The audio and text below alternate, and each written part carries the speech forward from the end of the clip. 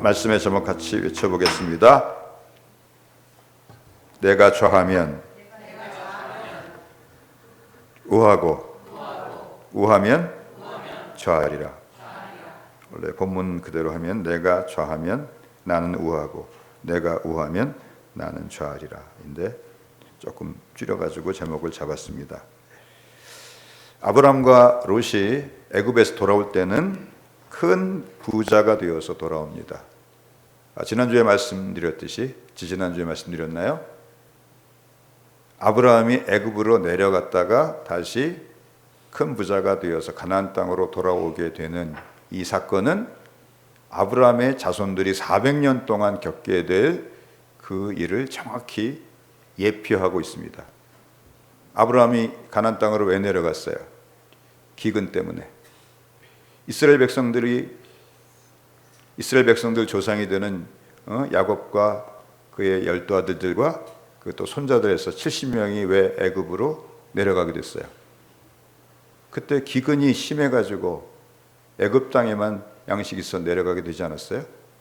그리고 거기 내려가서 아브라함은 아내를 빼앗기는 큰 고난을 당하죠. 이스라엘 백성들도 거기에서 400년 동안 종살이를 합니다. 더군다나 아브라함도 이제 큰 민족을 이루어야 되는데 그 큰 민족을 이루려면 누가 있어야 돼요? 사라가 있어야 돼요. 손이 끊기는 엄청난 그 재앙을 당하는 것입니다. 근데 이스라엘 백성도 그 수가 엄청나게 불어났는데 졸지에 남자 아기면 죽이고 여자아이면 살리라. 그럼 민족이 없어지는 거예요.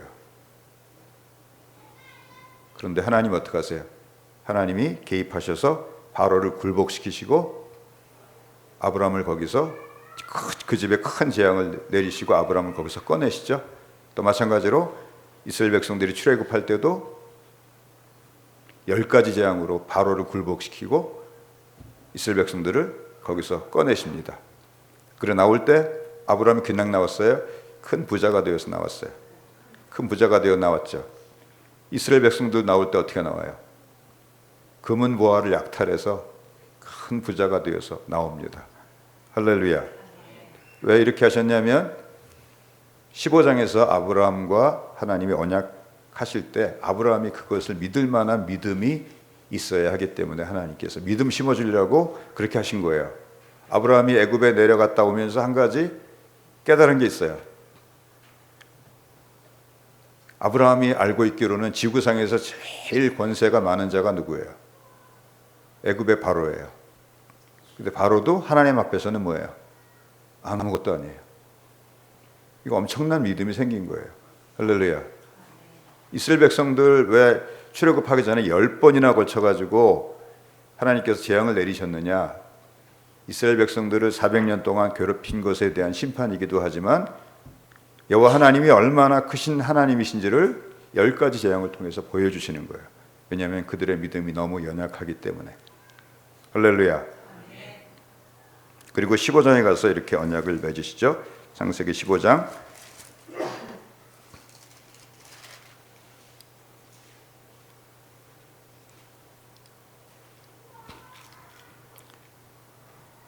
12절 해질 때 아브라함의 깊은 잠이 임하고 큰 흑암과 두려움이 그에게 임하였더니 여호와께서 아브라함에게 이르시되 너는 반드시 알라 내 자손이 이방에서 객이 되어 그들을 섬기겠고 아브라함도 객이 되어서 내려갔죠.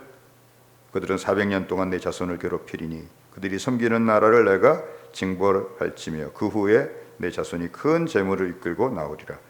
너는 장수하다가 평안히 조상에게로 돌아가 장사될 것이요 내 자손은 4대 만에 이 땅으로 돌아오리니 이는 아모리 족속의 죄악이 아직 가득 차지 아니함이니라 하시더니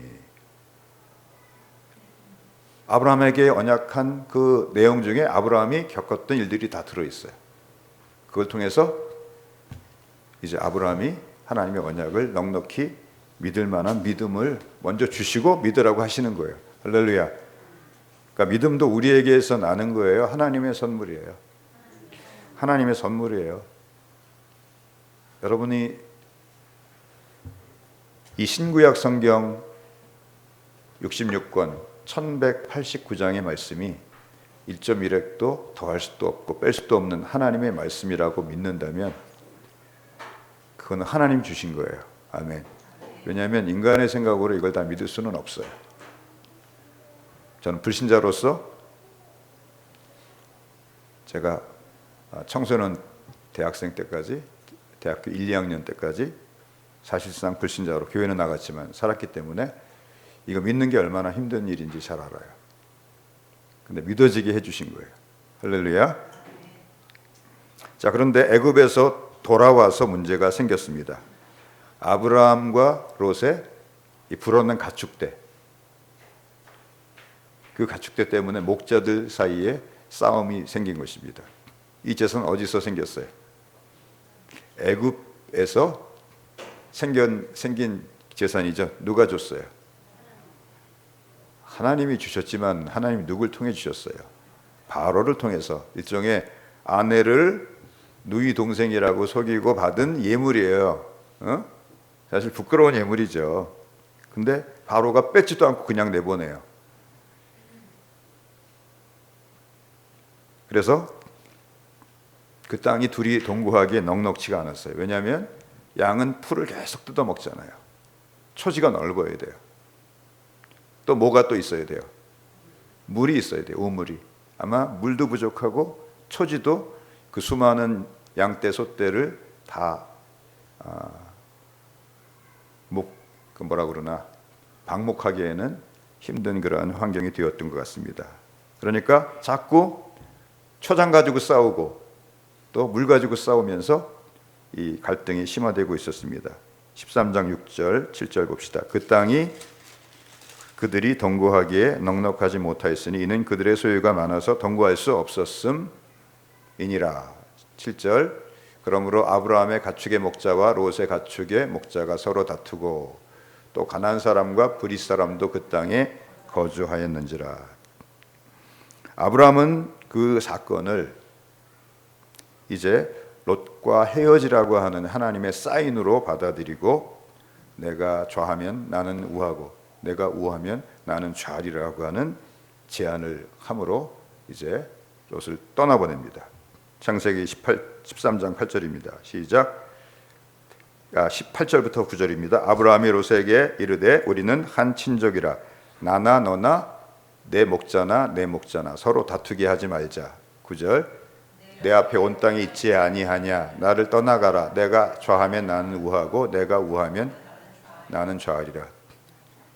아이들끼리 싸우면 나중에는 누구 싸움이 돼요? 부모 싸움이 되죠. 지금은 목자들끼리 싸우지만 나중에 누구하고 누구 싸움이 되겠어요? 아브라함하고 롯의 싸움이 되겠어요. 아브라함의 말에 그런 흔적이 있어요. 9절에 8절에 아브라함이 롯에게 이르되 우리는 한 친족이라 나나 너나 내 목자나 내 목자나 서로 다투게 하지 말자. 그냥 내 목자나 내 목자나 서로 다투게 하지 말자가 아니고 앞에 뭘 집어넣었어요? 나나 너나. 그러니까 아브라함은 어떻게 판단을 한 거예요? 이 상황을 계속 방치한다면은 이제 목자 사이의 싸움이 아니고 자기와 자기 조카인 롯과 사이에도 다툼이 생기는. 자기가 싸우지 않으려고 그래도 누가 덤벼들어요? 롯이 덤벼들어요. 삼천 그러면서 막 삿대질하면서. 그런 일이 생기지 않도록 이제 헤어질 것을 작정을 한 것입니다. 우리가 이 사건을 통해서 몇 가지 교훈을 받으려고 합니다.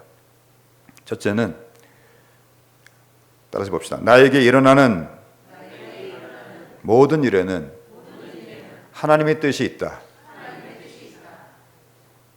우연이 하나도 없습니다. 아브라함은 애굽에 내려가서 아내 사레를 바로에게 빼앗기는 큰 인생의 위기를 만나면서 한 가지 교훈을 받았을 것입니다. 어떤 교훈이요? 절대로 하나님이 주신 가나안 땅을 떠나서는 안 된다. 아멘. 그리고 가축 때문에 또 다툼이 생기자 아브라함은 그것을 어떤 하나님의 음성으로 받아들여요? 롯하고 헤어지라고 하는 하나님의 음성으로 받아들여요. 어쩌면 애굽으로 내려가자고 적극적으로 제안했던 사람이 롯이었을 가능성이 높습니다. 왜냐하면 13장 10절에 보니까 이에 롯이 눈을 들어 요단 지역을 바라본즉 소알까지 온 땅에 물이 넉넉하니 여호와께서 소돔과 고모라를 멸하시기 전이었으므로 여호와의 동산 같고 애굽 땅과 같았더라. 롯은 어떤 땅을 좋아하는 사람이에요? 애굽 땅과 같이 물이 넉넉하고 풍요한 땅을 좋아하는 사람이에요. 어쩌면 롯이 강력히 권유해서 내려갔을 수도 있습니다. 그러면서 아브라함이 왜 헤어질 마음을 먹게 되었습니까?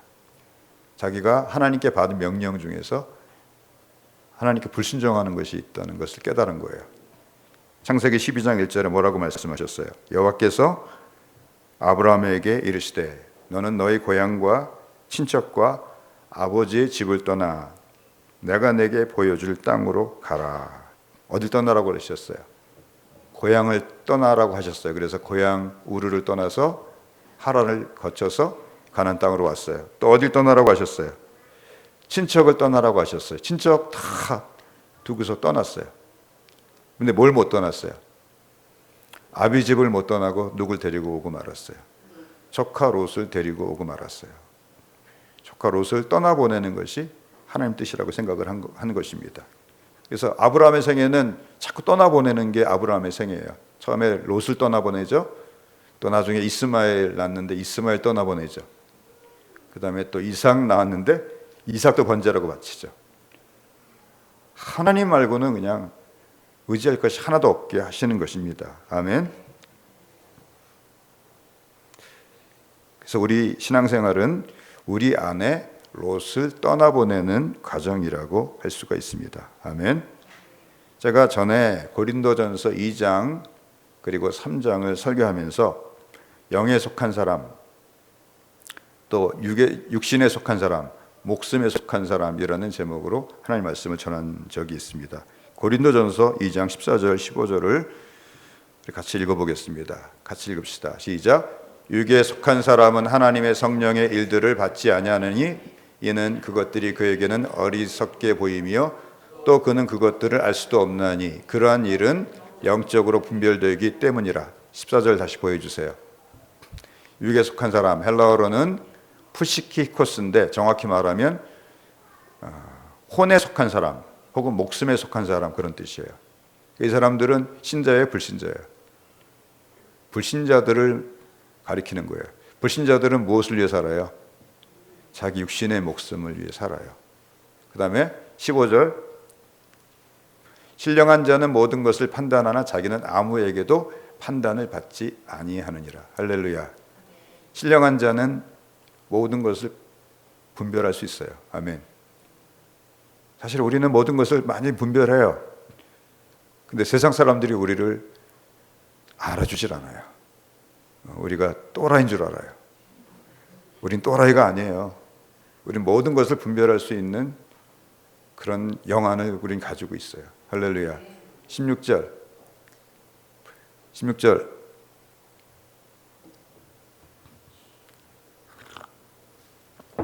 3장 1절로 넘어가겠습니다. 16절 안 띄워주셔도 됩니다. 3장 1절에 누가 주의 마음을 알아서 주를 가르치겠느냐. 그러나 우리가 그리스도의 마음을 가졌느니라. 신령한 사람은 그리스도의 마음을 갖게 돼요. 여기서 신령한 사람은 누구예요? 아브라함이에요. 근데 이제 육신에 속한 사람이 나와요. 3장 1절 내가 신령한 자들을 대함과 같이 너에게 말할 수 없어서, 같이 읽읍시다. 육신에 속한 자 곧 그리스도 안에서 어린 아이들을 대함과 같이 하노라. 여기 신령한 자라고 하는 말도 헬라어로는 푸니마티코스예요. 영에 속한 사람이다, 그런 뜻이에요. 성령에 속한 사람이다. 그리고 육신에 속한 자는 사르키노이스인데 살에 속한 사람이다, 그런 뜻이에요. 이 사람은 어떤 사람이냐면은 예수 믿고 거듭났어요. 근데 아직도 육신의 정욕에 이끌리는 사람이에요. 누구예요? 그리스도 안에서 어린 아이예요. 오늘 이 고린도전서 창세기 13장으로 하면 누가 이 육신에 속한 사람이에요? 롯이 육신에 속한 사람이죠. 그리고 저 불신자들은 어디 있어요? 불신자들도 있어요. 7절에 보니까 그러므로 아브라함의 가축의 목자와 롯의 가축의 목자가 서로 다투고 또 가나안 사람과 브릿 사람도 그 땅에 거주하였는지라. 하나님을 전혀 모르는 누가 있어요? 육에 속한 사람, 브릿 사람과 가나안 사람이 거기 있습니다. 그래서 우리 신앙생활은 우리 안에 있는 이 롯과 같은 요소들을 자꾸 떠나보내는 그런 과정이라고 할 수 있습니다. 할렐루야. 두 번째는 영적인 것을 분별할 수 있는 눈을 가져야 한다는 것입니다. 따라서 해봅시다. 영적인 것을 분별할 수 있는 눈이 있어야 한다. 롯은 하나님의 백성이긴 하지만 고린도전서에서 살펴보았듯이 영적으로 어린아이 같아서 단단한 식물을 먹을 수가 없고 그냥 젖만 먹을 수 있는 아주 초보적인 신앙을 가지고 있어요. 그러므로 그는 아직 영적인 깊은 것들을 알지 못하고 거듭난 성도임에도 불구하고 그 가치관과 생각의 기준이 불신자하고 비슷합니다. 그런데 이렇게 영적으로 믿음이 어리다 보면은 이런 사람은 어떤 특징을 가지냐면 영안이 어두워요. 뭐가 어둡다고요? 영안이 어두워요. 오늘 본문을 보면은 롯이 무엇을 보고 이제 그 요단 들판을 택합니까?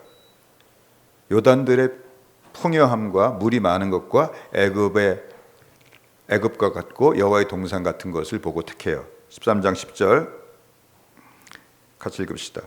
이에 롯이 눈을 들어 요단 지역을 바라본즉 소알까지 온 땅에 물이 넉넉하니 여호와께서 소돔과 고모라를 멸하시기 전이었으므로 여호와의 동산 같고 애굽 땅과 같았더라. 그러니까 눈에 일단 좋은 것을 택하는 거예요. 세상 사람들이 이렇게 행동하는데 똑같은 기준을 가지고 행동을 하는 것입니다. 아마도 이때는 아직 하나님께서 불과 유황불로 소돔과 고모라를 멸하시기 전이었기 때문에 아마 그때 소금 기둥도 막 위에서 하늘에서 떨어진 것 같아요. 그러니까 사해바다가 아직 없었을 때예요. 그러니까 그 그냥 갈릴리에서 흘러나온 요단강물이 호수를 이루고 있고 살기가 너무 좋은 그런 땅이었던 것 같습니다. 그런데 그가 그 땅의 풍요함은 보았는데 못 본 것이 있어요. 바로 그 요단 들판에 있는 도시, 특히 소돔성의 죄악을 그가 보지 못했어요. 13절을 봅시다.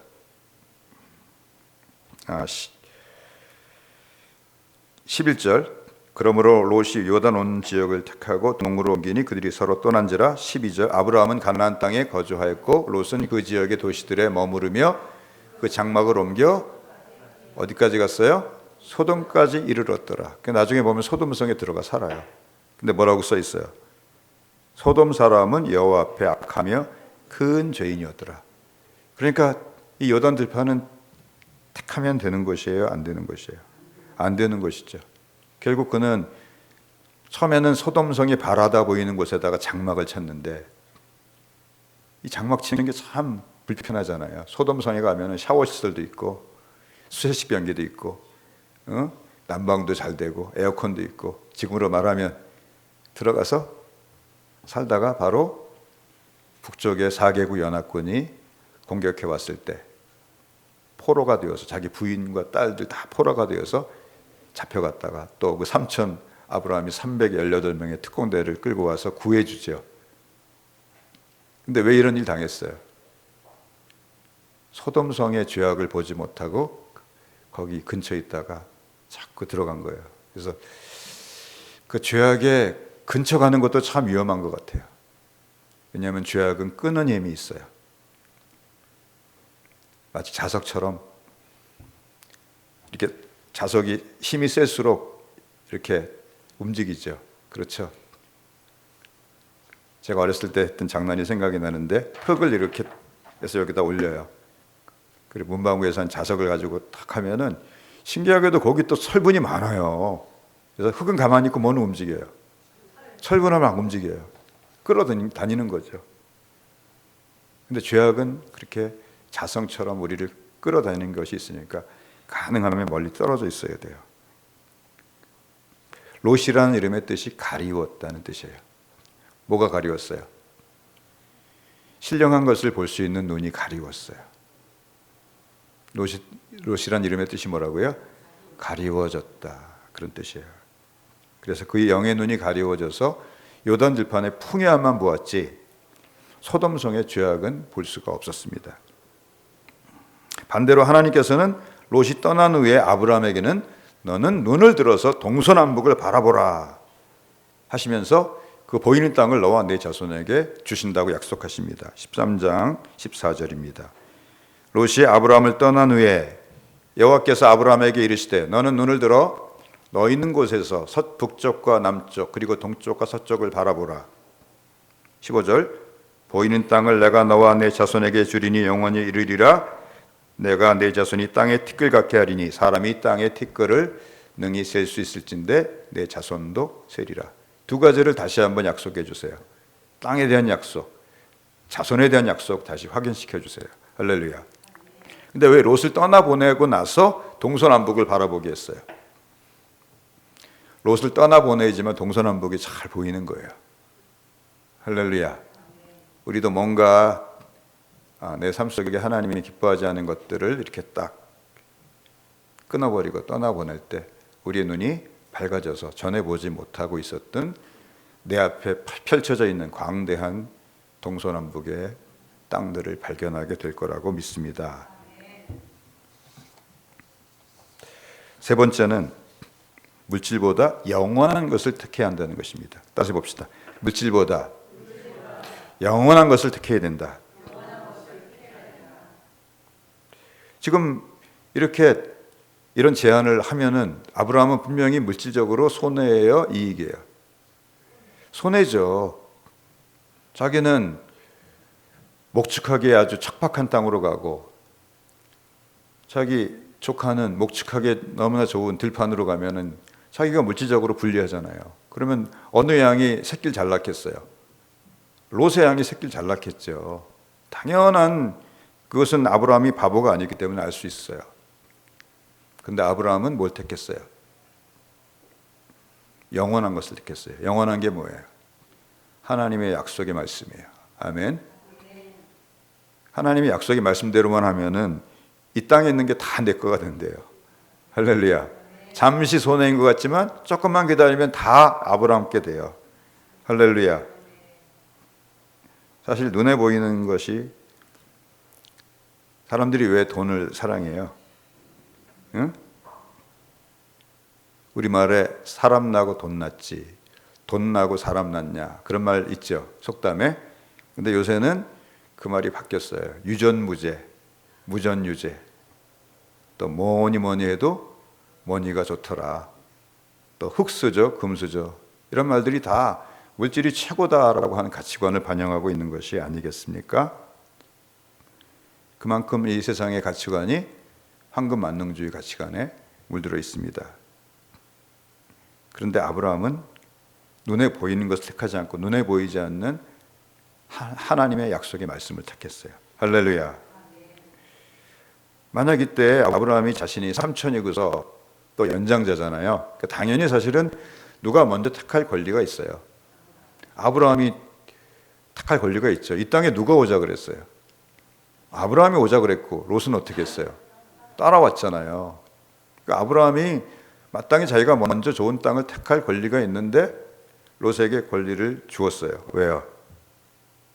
만약에 아브라함이 자신이 눈에 보이는 것을 바라보고서 자기가 먼저 좋은 곳을 택했다고 하면은 아마 그는 롯을 영영 잃어버렸을 거예요. 돈은 얻었을지 몰라도 하나님의 약속의 말씀도 잃어버릴 뿐만 아니라 롯이란 조카도 잃어버렸을 거예요. 설사 처음에 아브라함이 일부러 나쁜 땅을 택해요. 그래서 요단 들판을 누가 차지하게 해요. 롯으로 하여금 요단 들판을 차지하게 하기 위해서 자기는 일부러 산지를 택해요. 그렇다고 하더라도 나중에 롯이 원망해요. 왜요? 나중에 소돔성에 들어가 살다가 누구한테 포로가 돼 잡혀갈 거예요. 가나안 땅을 공격하는 그 북쪽의 4개국 연합군에게 포로가 되어 잡혀갈 거 아니에요. 그러면 누구 원망하겠어요? 아브라함 잘 되면 내 탓, 잘못되면 누구 탓? 조상 탓. 그러니까 조상 대신에 누구 원망하겠어요? 이 삼촌이 그때 말이야 나보러 이 땅 택하라 그래가지고 내가 북쪽에 4개국 연합군 잡혀가지고 곤욕을 치렀잖아. 이 사람 마음이 이런 거예요. 우리가 하나님을 눈에 보이는 걸 택하지 않고 영원한 것을 택하고 하나님의 말씀을 택하고 하나님이 기뻐하시는 것을 택할 때 잠시 손해보는 것 같아도 더 많은 것을 얻게 되고 또 사람도 얻게 될 줄 믿습니다. 또 아브라함이 이렇게 한 이유 중에 하나가 그 주변에 누가 같이 살고 있어요. 브리스 사람과 가나안 사람이 살고 있잖아요. 그러니까 이들이 여호와 하나님을 경외하는 아브라함과 롯을 지켜보고 있는데 서로 땅 가지고 싸우면은 뭐라 그러겠어요? 덕이 안 되겠죠. 아마 그것도 아브라함의 이러한 그 결정에 분명히 작용을 했을 거라고 믿습니다. 할렐루야. 마지막으로 아브라함이 롯하고 헤어진 결과 뭐가 밝아졌어요? 영안이 밝아졌다 그랬죠. 그리고 아브라함은 하나님과 더 가까이 연합하게 되었습니다. 자, 13장 17절을 봅시다. 너는 일어나 그 땅을 종과 횡으로 두루 다녀보라. 내가 그것을 내게 주리라. 그래서 아브라함이 이 말씀 그대로 순종했겠죠. 가나안 땅을 이쪽으로 가보고 저쪽으로 가보고 막 그냥 종횡무진 다녔을 거예요. 그리고 나서 어디에 정착해요? 18절입니다. 시작. 이에 아브라함이 장막을 옮겨 헤브론에 있는 마므레 상수리 숲에 이르러 거주하며 거기서 여호와를 위하여 제단을 쌓았더라. 아멘. 왜 아브라함이 그 가나안 땅 각지를 서쪽에서 동쪽, 북쪽에 남쪽 다 다녀본 후에 이 헤브론이라는 곳에 장막을 치게 되었을까요? 이 헤브론은 해발 950m 지점에 있는 그 가나안 땅에서 제일 높은 곳에 있는 도시예요. 그러니까 제일 높은 곳에 있으니까 어디가 다 내려다 보이겠어요? 가나안 땅 동서남북이 다 내려다 보이는 땅이에요. 할렐루야. 거기에서 그는 장막을 치고 양을 치면서 그는 그 주변에 또 약간 그 도시보다도 약간 높은 1000m 정도 되는 산들이 이렇게 둘러싸여 있는데 그 산이 올라가서 뭘 바라보는 거예요?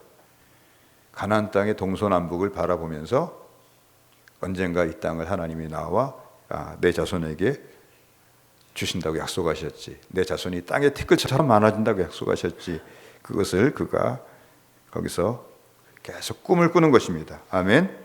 그리고 그곳에서 그는 제단을 쌓았어요. 롯은 요단 온 지역을 택하여 동으로 옮겼는데 롯이 제단을 쌓았다라고 하는 말이 있어요, 없어요? 롯은 제단을 쌓았다라고 하는 말이 없어요. 근데 아브라함은 결국 헤브론을 자기의 이제 그 목축의 그 본거지로 본부로 삼게 되면서 거기서 하나님께 제단을 쌓게 돼요. 할렐루야. 근데 헤브론이라는 이름의 뜻이 뭔지 아세요?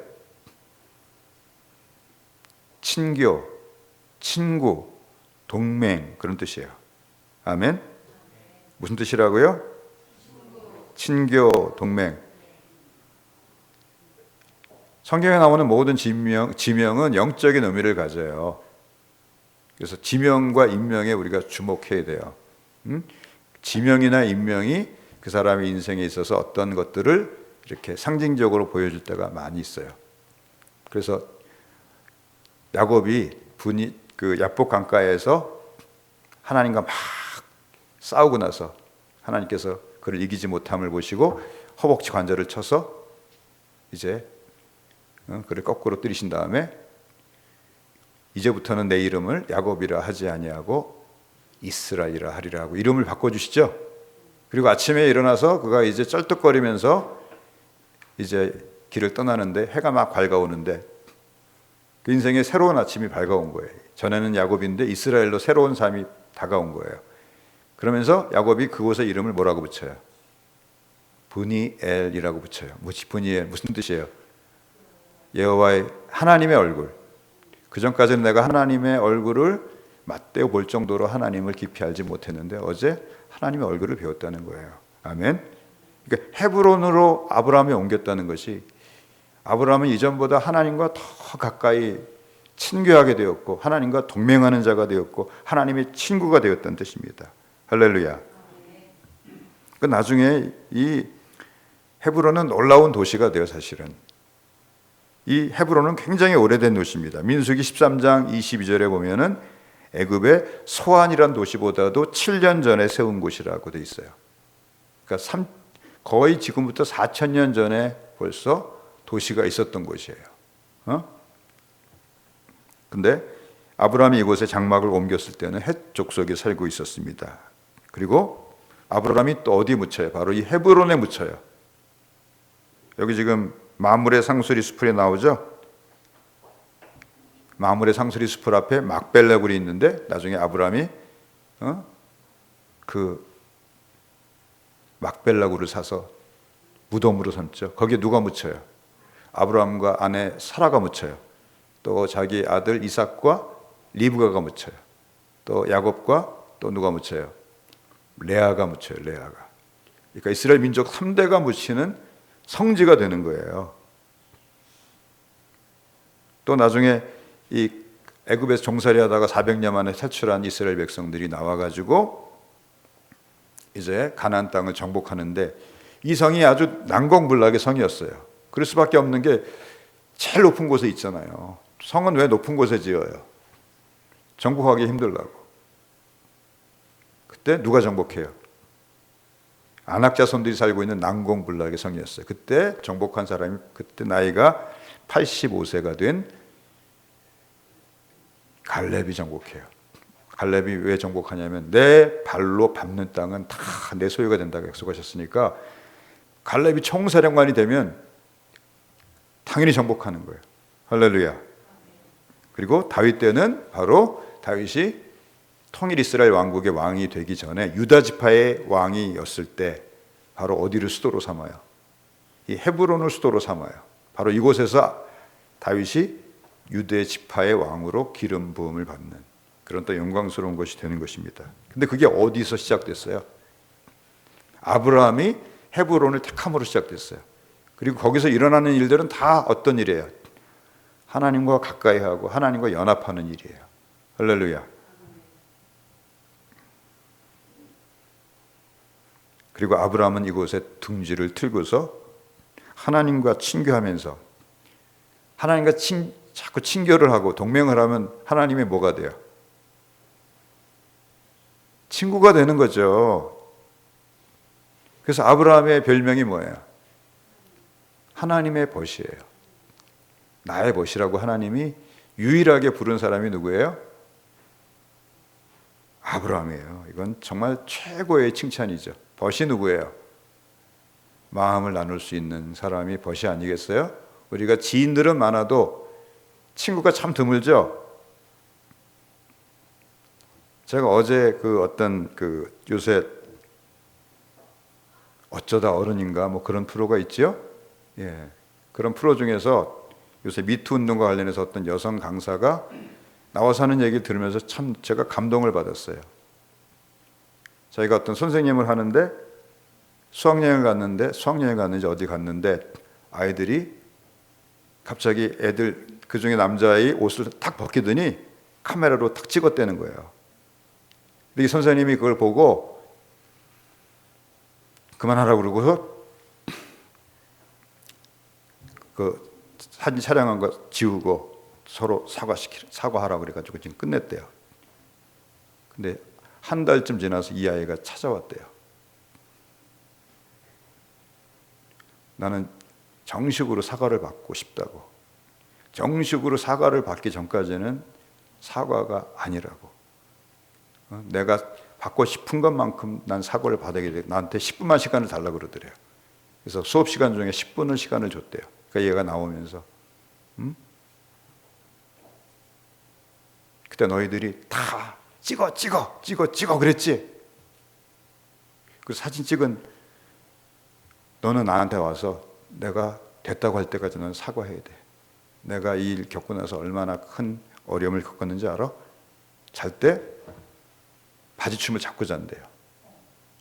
그래가지고 자고 나면 팔이 아프다는 거예요.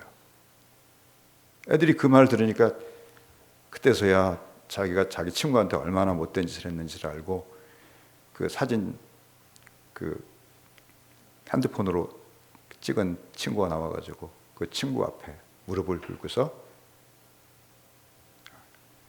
내가 잘못했어. 그리고 사과를 하더래요. 근데 그 아이가 너희들도 다 마찬가지야. 그때 왜 거기에 다 찍으라고 그랬어. 너희들은 다 나한테 사과해야 돼. 그 선생님도 왜 그렇게 하셨어요? 사과는 내가 받아야지 사과가 되는 건데 형식적으로 사과시키고 말하지 않냐고. 근데 그때 분명히 그러지 마, 찍지 마. 그런 사람이 둘이 있었다는 거예요. 그랬더니 애들 중에 둘이 나야 나! 그러면서 두 명이 손을 들더래요. 쟤네들만 내 친구고 너희들은 내 지인이야. 너희들만 내 친구야. 내가 왜 이렇게 힘든데 학교 계속 나왔는지 알아? 너희들 때문이야. 그러더래요. 할렐루야. 그러므로 누구의 친구가 된다는 것은 정말로 참 영광스러운 일이에요. 한 개인의 친구가 되는 것도 참 어려운 일이에요. 안 그래요? 그냥 지인으로 지낼 수는 있지만 정말 친구가 된다는 건 어려운 일이에요. 근데 하나님께서는 아브라함을 뭐라고 부르셨어요? 나의 벗이다 그랬어요. 할렐루야. 최고의 칭찬이라고 생각합니다. 저는 다윗을 보니 내 마음에 합한 사람이다라고 말씀하신 것보다도 더 큰 칭찬이라고 생각을 해요. 이사야서 41장 8절 말씀 보겠습니다. 같이 읽읍시다. 그러나 나의 종 너 이스라엘아, 내가 택한 야곱아, 나의 벗 아브라함의 자손아. 아브라함을 뭐라고 불러요? 나의 벗이라고 불러요. 할렐루야. 모두가 다 우리 안에 있는 롯을 조금씩 떠나보내면서 하나님과 연합하고 동맹하는 가운데, 친교하는 가운데 하나님의 친구 되는 우리 모두가 되시기를 우리 주님의 이름으로 축복합니다.